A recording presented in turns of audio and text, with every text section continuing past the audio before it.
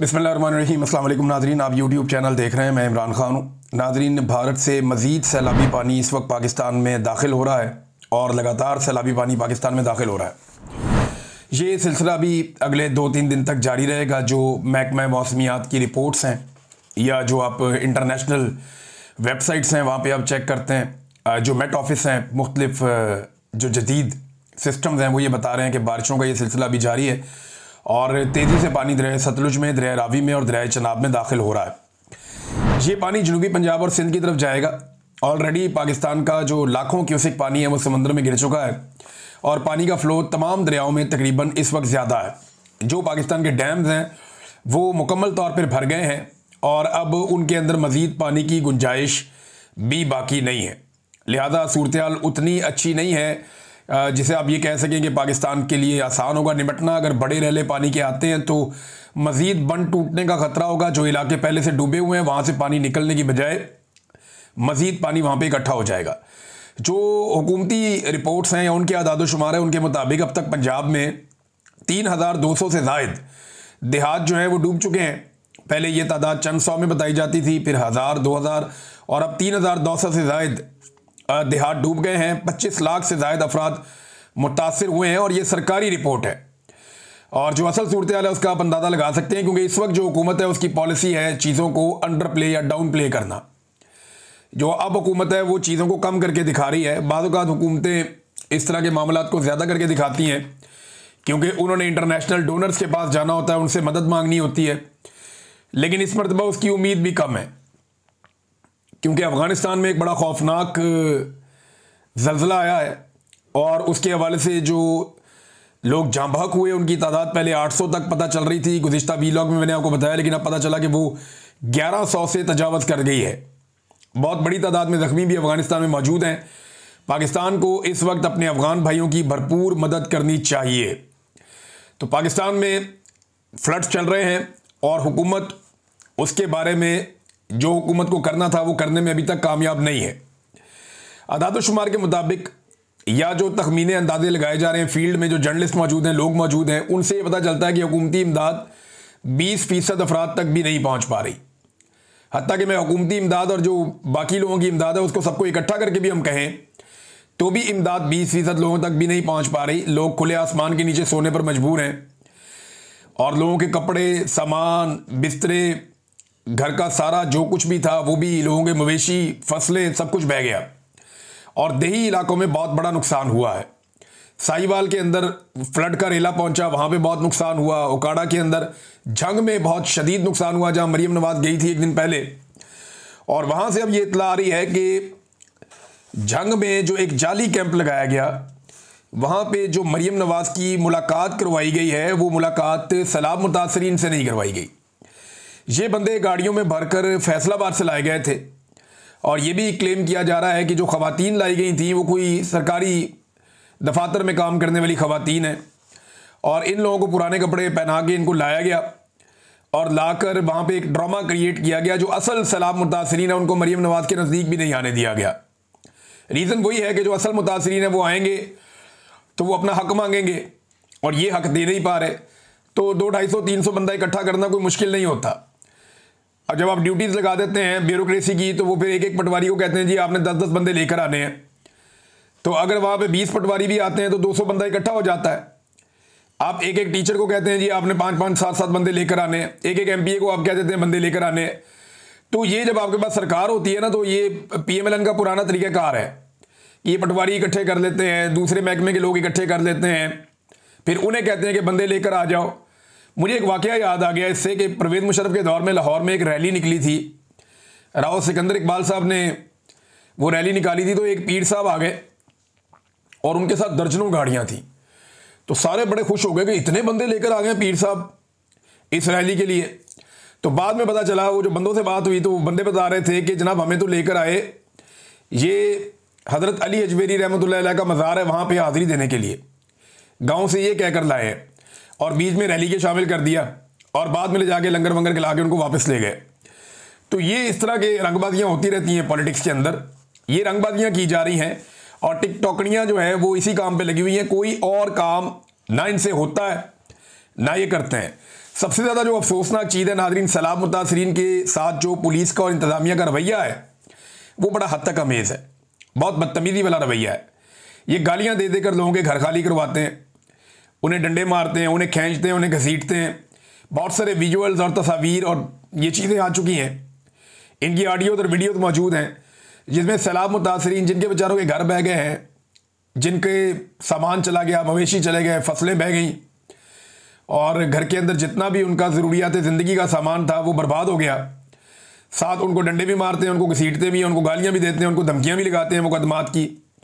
तो ब्यूरोक्रेसी भी ये कर रही है, पुलिस भी ये कर रही है। हाँ, टिकटॉक बनाने के लिए कहीं पे 4 बच्चे बिठा के उनके हाथ में किताब पकड़ा दी, किसी बच्चे को फुटबॉल दे दिया, किसी बच्चे के साथ बैठ के किसी डीसी ने या किसी एसी ने खाना खा लिया और ये किसी पुलिस वाले ने किसी बच्चे को गोद में उठा लिया।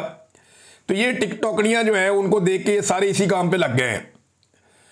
अब मैं देख रहा था कि अब जो देहाती लोग हैं उन्होंने नया काम शुरू कर दिया। जहाँ पे भी कोई बंदा जाता है हुकूमत का और वो 2 नंबरी करने लगता है कि फलां का बच्चा गोद में उठा लिया और 2 नंबरी कर रहा है, तो वो देहाती भी अब उसकी वीडियो बना के लगाना शुरू हो गए। मेरी सैलाब मुतासरीन से गुजारिश है कि ये आपकी तौहीन कर रहे हैं, ये आपकी गुर्बत का मजाक उड़ा के, आपकी मजबूरियों का मजाक उड़ा के अपनी पब्लिसिटी कर रहे हैं। लिहाजा आप भी जवाब दें इनको, और जवाब देने का सबसे आसान तरीका है कि ये जो भी कर रहे हैं थोड़ा दूर खड़े हो गए आप इनकी वीडियो बना लें। ये चीज़ों को बार बार रीटेक करते हैं। वो एक बाबा जी हैं, उनको 2 दफ़ा रेस्क्यू किया है, यानी एक दफ़ा इस एंगल से रेस्क्यू किया, दीवार के पास खड़े थे, उन्हें रेस्क्यू किया, बाहर निकाला, थोड़ी देर बाद एक और जगह थे, वही बाबा दोबारा रेस्क्यू हो रहा है, फिर उसको रेस्क्यू कर दिया। वो दोनों वीडियो मार्केट में आ गई। अब या तो ये बाबा को शौक था, बार बार पानी में छलांग मार देते थे कि मेरे रेस्क्यू कर लो, या फिर वही हो रहा है जो हर तरफ हम देख रहे हैं। बंदे हैं वो बाकायदा किनारे से जाते हैं पानी के अंदर, पहले फिर कैमरा ऑन होता है, फिर पानी के अंदर से बाहर आते हैं कोई ना कोई चीज़ उठा के। ये फ्रॉड हो रहा है और ये सब इसलिए हो रहा है कि जिसके हवाले सूबा किया गया हुआ है उसकी अपनी तरबियत ये है, वो टिकटॉकनियों की मालकन है और वो यही काम कर रही है और लगातार यही काम हो रहा है। तो बदतमीजी पुलिस और इंतजामिया की जानिब से सैलाब मुतासरीन के साथ ये इंतहाई अफसोसनाक है। एक फौजी अफसर की वीडियो में देख रहा था सुबह, वो भी समझा रहा था कि यार इनको तकलीफ को इनकी समझो, लेकिन वो क्या समझाएगा, उसका अपना इदारा जो है मरीम नवाज के फ्लैक्स सीधे करने पे लगा हुआ है आजकल। तो उन्होंने क्या करना है, यानी इससे पहले हम देखते थे फौज को काम करते हुए, लेकिन अभी मरीम नवाज के फ्लैक्स फौज सीधे कर रही है। ये दिन भी फौज ने देखना था। मेरे बहुत सारे फौजी दोस्त हैं, वो बेचारे इसके ऊपर बड़े सीख पाए। मेरी उनसे बात हुई, मैंने कहा ये क्या है, उन्होंने कहा यार किधर ला के खड़ा कर दिया हमें, ये हमारा काम तो नहीं है ना, मरीम नवाज के फ्लैक्स हम सीधे कर रहे हैं, ये तो यूनिफॉर्म की तौहीन है, ज्यादती हो रही है। तो मैंने कहा ये क्यों करते हो? फिर उसने कहा यार बेचारे सिपाही का क्या दिमाग होता है, वो तो जो देखता है वो उसको फॉलो करता है, वो देख रहा है ऊपर से यही काम चल रहा है तो आगे भी यही काम चल रहा है, अब क्या करें। हालात इनके ये है कि इन्होंने जानवरों के चारे के ऊपर मरीम नवाज का फोटो लगा दिया, और भाई उधर किसी कट्टे बच्चे का लगाना था, किसी बच्ची का लगाना था, गाय भैंस का वहां पे आपने लगाना था फोटो कि ये चारा गाय भैंसों के लिए आया, उधर भी चुप के मरीम नवाज का फोटो लगा दिया। भाई मस्जिद एक ऐसी जगह, औरत आगे खड़ी हो जाए तो अब नमाज नहीं पढ़ सकते, वहां मरीम नवाज का फोटो मस्जिद में भी चिपका दिया कि जनाब ये मस्जिद है, नीचे बुक कमिश्नर का और ये वो सारा लिखा हुआ है, तो मस्जिद के ऊपर भी मरीम नवाज का फोटो चिपका दिया। अपना फोटो चिपकाने का जो शौक है ना, वो ये बता रहा है कि ये लोग ज़हनी मरीज हैं, इनको इलाज की जरूरत है। इनको इख्तियार दे दिया पकड़ के एस्टेब्लिशमेंट ने, इन्हें तो अब इस वक्त इलाज मिलना चाहिए था, इन्हें लाके इख्तियार में बिठा दिया। कैसी ज्यादती की है इनके साथ, और कौम के साथ उससे बड़ी ज्यादती की है। नाज़रीन एक चीज और मैं आपको बताता हूं कि ये बातें बहुत बड़ी बड़ी कर रहे हैं। सबसे पहले गंडापुर ने बढ़के मारी थी, फिर ख्वाजा आसिफ ने, फिर मुसद्दिक मलिक ने, फिर हुकूमत के और बहुत सारे लोगों ने, फिर टिकटॉकनियों ने और उसकी मालकन ने, सब ने मैदान में आके बढ़ के मारी थी कि जनाब हम ये अवाम के साथ ज्यादती नहीं होने देंगे, ये हम अपने इलाके डबो देंगे, अवाम को बचाएंगे, ये जो दरिया के अंदर तजावज़ात हैं ये ख़त्म होनी चाहिए, ये जो गैर कानूनी सोसाइटियाँ बनी हुई हैं ये नहीं बननी चाहिए। किसी एक के खिलाफ भी कानूनी कार्रवाई नहीं हुई अभी तक। पाकिस्तान डूब गया, पाकिस्तानी रुल गए, गरीब आदमी की फसलें रुल गई, चावल के दाने आपके पास नहीं है। अब इस साल बेड़ा गर्क कर दिया चावल की फसल का पकड़ के इन्होंने, सिर्फ दरियाओं के रास्ते बंद कर करके। ये पानी दरियाओं के रास्तों से जाना चाहिए था ना। ये जो आपने सोसाइटियां बनाए बंद बंद, आपने अजीबो गरीब दरियाओं का रुख मोड़ दिया, वो क्या पानी फिर देहातों में सैलाब आ गए, तो पूरे के पूरे इलाके रुड़ गए हैं और इनकी फैक्ट्रियां महफूज हैं, इनकी सोसाइटियां महफूज हैं। ये कहते हैं हम ये नहीं होने देंगे। तजावुज़ात के खिलाफ इन्होंने बड़ी मारी हैं, लेकिन एक भी बंदा, कोई मुकदमा दर्ज नहीं हुआ, कोई बंदा गिरफ्तार नहीं हुआ। गंडापुर ने कहा मैं हटाऊंगा सारी तजावुज़ात। वो एक होटल के ऊपर एक दीवार गिराने पे गंडापुर को मिल के उनके साथ खुशगपियाँ लगानी पड़ी अमीर मुकाम के साथ। यहाँ अलीम खान, जिसने दरिया के बीच में सोसाइटी बनाई, जिसको गिरफ्तार होना चाहिए था, इस वक्त उसके ऊपर मुकदमा होना चाहिए था, वो मरियम नवाज के साथ कश्ती में झूले ले रहा था। अंदाज़ा करें आप। और मुझे तब समझ आई कि दरिया रावी में कर क्या रहा है। वो लोगों ने बताया कि जनाब बांध तोड़ दिए अपनी सोसाइटी बचाने के चक्कर में, फिर भी सोसाइटी में पानी घुस गया, लोगों का करोड़ों अरबों का सामान ज़ाया हो गया, कोई गिरफ्तार नहीं हुआ। भैया एनओसी भी कैंसिल कर दो, कोई मुकदमा ही दर्ज कर लो, किसी को गिरफ्तार ही कर लो, लेकिन ये सिर्फ सियासत करेंगे। इस वक्त ये बातें चीतें की जाएंगी, दिहाड़ियाँ लगाई जाएंगी और फिर ये अपने अपने काम पे लग जाएंगे। इन्हें लगता है कि पाकिस्तानी भूल जाएंगे, जल्दी भूल जाएंगे, लेकिन इंशाल्लाह हम पाकिस्तानियों को भूलने नहीं देंगे। ये बातें हम बार बार याद दिलाएंगे और ये बातें याद रखनी पड़ेंगी। नादरीन, इमरान खान साहब को आज भी उनकी बहनों से नहीं मिलने दिया गया, उन्हें कैद तन्हाई में रखा गया है। ख़ास तौर पे उन्होंने जो आखिरी ट्वीट किया उसके बाद बड़ा सख्त मैसेज दिया जा रहा है। उनके दोनों भांजों को गिरफ्तार कर लिया गया है, उनके बेटों को वीज़ा इशू नहीं किया जा रहा, जेल के अंदर उनकी अपनी हालत ख़राब है। आज एक मेडिकल रिपोर्ट भी आई है, वो भी मैं आपके साथ शेयर करता हूँ। तो मरी प्लान के बाद ऐसा लगता है कि अब चीज़ें एग्जीक्यूट हो रही हैं। मरी प्लान जो है वो एक्सटेंशन का एक प्लान है कि आर्मी चीफ को एक्सटेंशन किस तरीके से देनी है, क्या 2 साल आगे बढ़ाने हैं या नई एक्सटेंशन देकर 5 साल मजीद देने हैं, 2027 तक बढ़ाना है या 2030 तक बढ़ाना है, करना क्या है और उसके बदले में हासिल क्या करना है। यानी इमरान खान से छुटकारा शरीफ खानदान का एक बड़ा मुतालबा है। तो क्या वो उन्हें दे पाएगी मिलिट्री एस्टेब्लिशमेंट एक्सटेंशन के बदले में? ये चीज़ें ऐसा लगता है अब तय हो गई हैं। उसके बाद इमरान खान साहब की मुलाकातें बहुत बुरी तरह बंद हैं, उनके भांजे उठा लिए गए हैं। सैलाब के बावजूद जो है वो मुलाकात रोकने पर तवज्जो मरकूज़ है। अडयाला के बाद आज मुलाकात वाला दिन था, वहाँ ड्रामा लगा रहा सारा दिन, फिर इन्होंने नहीं मिलने दिया। कारकुन भी एहतजाज करते रहे। इमरान खान की बहनें अकेली वहाँ दीवार पे बैठी रहीं शाम तक कि हमारे भाई से मुलाकात करवा दो। उनकी मुलाकात नहीं करवाई गई। फिर आज कुछ वहाँ पे सहाफ़ी ऐसे थे जिनसे बड़े सख्त सवालात उन्होंने किए अलीमा खानम से। सियासी नौयत के भी थे, दीगर भी थे। मरे हुए को मारना बड़ा आसान होता है। वो जर्नलिस्ट हैं, मेरे कुलीग हैं, लेकिन दबाव बहुत होता है जर्नलिस्टों पे भी, मैं जानता हूँ अच्छी तरह। एस्टेब्लिशमेंट बहुत दबाव डालती है। तो बड़े ऐसे सवाल किए गए कि इमरान खान नाम लेके क्यों तनकीद करते हैं इदारों के ऊपर, वो नाम लेता है इदारों का। तो उन्होंने कहा ये क्या है, आसिम मुनीर का नाम लेता है ना, तो इसमें क्या है, वो साबिक वज़ीर आज़म है, उसे कैद तन्हाई में रखा हुआ है, ये ज़्यादा बड़ा जुर्म है। और ये कौन कर रहा है? आसिम मुनीर ही कर रहा है, उन्होंने ये कहा। तो अलीमा खानम ने दोबारा से डट के उस पर तनकीद कर दी आसिम मुनीर पे और खुलकर उसके बारे में बात कर दी। अब साबिक वज़ीर आज़म को डाला हुआ है कैद तन्हाई में और उन्हें मुलाकातों की इजाज़त नहीं दी जा रही। मैं याद दिला दूं कि गंडापुर साहब ने 12 जुलाई या एग्जैक्टली 12 जुलाई का दिन था जब गंडापुर साहब ने यह दावा किया था कि 90 दिन बाद या तो इमरान खान रिहा हो जाएगा या फिर हम सियासत छोड़ देंगे। तो गंडापुर साहब को मैंने सिर्फ ये बताना था कि 12 जुलाई से 12 अगस्त और अब सितंबर की 2 तारीख आ गई है, लिहाजा आपके बाकी रह गए हैं 38 दिन। तो 38 दिन जो है उनमें गंडापुर साहब या तो आप सियासत छोड़ देंगे, जो आपने खड़े होकर बहुत बड़ा दावा किया था, डेडलाइन दी थी अपने आप को, या फिर इमरान खान साहब बाहर होंगे।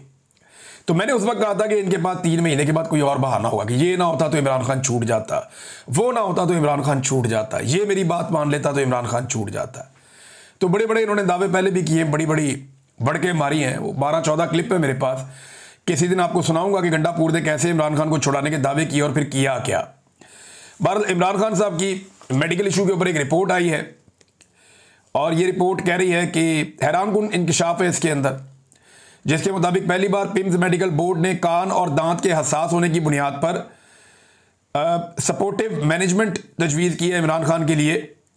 2024 से उन्हें चेक किया जा रहा है। इमरान खान साहब के जो अपने डॉक्टर हैं, जुलाई 2024 में उन्होंने जेल का आखिरी विजिट किया था और अब तक 15 से ज़्यादा मुख्तलिफ डॉक्टर उन्हें चेक कर चुके हैं, लेकिन यहाँ पे इशू है।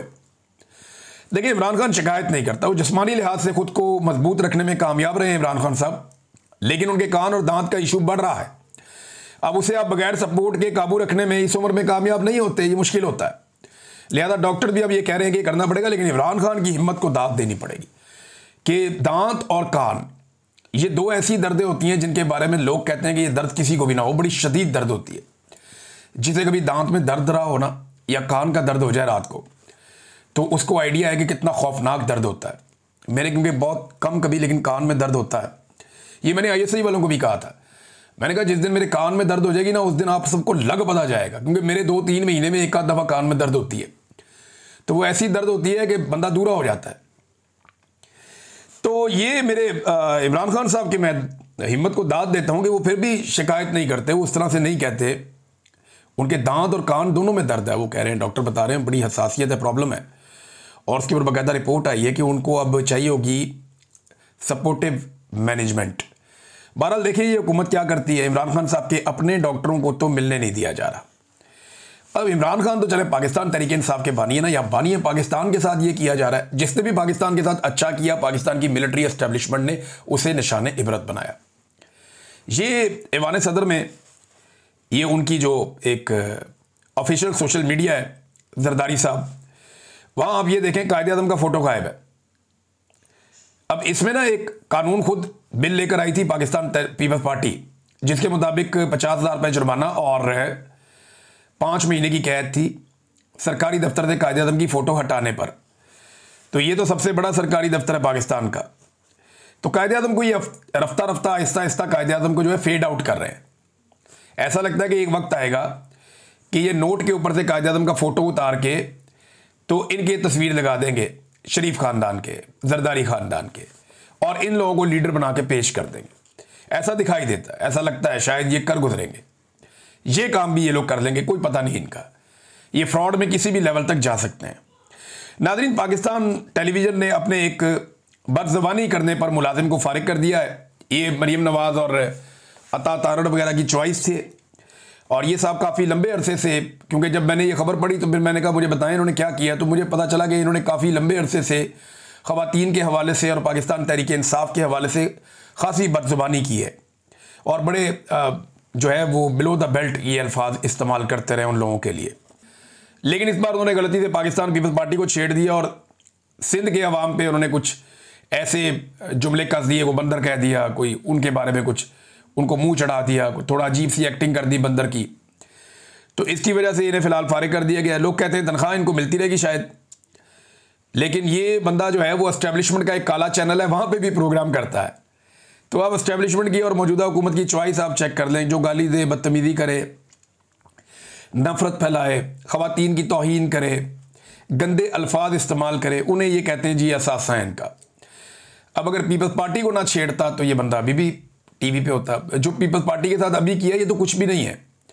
मुझे मेरी टीम के लोग बता रहे थे इससे 10 गुना इन साहब ने बाकी लोगों के साथ किया। अफसोसनाक है, ऐसे लोगों को डिस्करेज करना चाहिए और ऐसे लोगों के लिए गुंजाइश नहीं होनी चाहिए। आप जर्नलिज्म कर रहे हैं, आप इस तरह की चीज़ें तो ना करें जिससे आप यानी आप आवाज़ उठाएं तो हक़ के लिए उठाएं ना। जो लोग बेचारे जुल्म बर्दाश्त कर रहे हैं उनके लिए आवाज़ उठाएं। तो बहुत ही अजीब हरकत की है। और उसके बाद जो है वो हुकूमत का रिएक्शन सिर्फ इसलिए आया कि पीपल्स पार्टी जो है वो इसके अंदर इन्वॉल्व हो गई। लेकिन ये माफ़ी शाफ़ी हो जाएगी, मुझे इस बात का आइडिया है, और ये जल्दी हो जाएगी। नाज़रीन, एक पंगा नया पड़ गया है और वो है कालाबाग डैम का। इसमें गंडापुर साहब ने एक स्टेटमेंट दे दिया हैरान कुन कालाबाग डैम के हवाले से, और आउट ऑफ द वे ही आ गए वो। ये नहीं किसी ने उनसे ये बात भी नहीं ऐसे की थी, लेकिन वो आ गए गंडापुर साहब, उन्होंने कालाबाग डैम के ऊपर बताया जी मैंने तो वहाँ भी बात की, वहाँ भी बात की। तो अब उसके ऊपर पीटीआई के लोग सफाइयाँ दे रहे हैं। असद कैसर साहब कह रहे हैं जी वो गंडापुर की ज़ाती राय हो सकती है, पीटीआई की राय नहीं है। खैबर पख्तूनख्वा में पॉलिटिकल पार्टी इसकी मुखालफत कर रही है, या एएनपी है, शेरपा ग्रुप है, बाकी लोग हैं, वो ये कह रहे हैं जी इसके ऊपर आप सफाई दें। लेकिन अभी मैं आपको एक चीज़ बता देता हूँ कि एक सर्वे और पाकिस्तान की मिलिट्री एस्टेब्लिशमेंट ने करवाया। ये हर महीने 1.5 महीने के बाद मिलिट्री एस्टेब्लिशमेंट पाकिस्तान में लगातार सर्विस करती चली जा रही है। हर 2 महीने 1.5 महीने में ये करते हैं, और वो जो सर्वे हैं उनकी रिपोर्टें बाहर आ जाती हैं हमारे तक, मेहरबान है। अब जो नया इन्होंने सर्वे कराया उसमें हैरान कुन तौर पे पंजाब में, बलूचिस्तान में और सिंध में पाकिस्तान तहरीक इंसाफ की मकबूलियत बढ़ती जा रही है बतौर पॉलिटिकल पार्टी। ये इमरान खान की बात नहीं हो रही, स्पेसिफिकली जो इसने मुझे इन्फॉर्मेशन दी उसने पीटीआई का नाम लिया। उन्होंने कहा जी पंजाब में, सिंध में और बलूचिस्तान में पाकिस्तान तहरीक इंसाफ की मकबूलियत एकदम ऊपर जा रही है, हैरान कुन तौर पे मज़ीद, लेकिन खैबर पख्तूनख्वा में नीचे जा रही।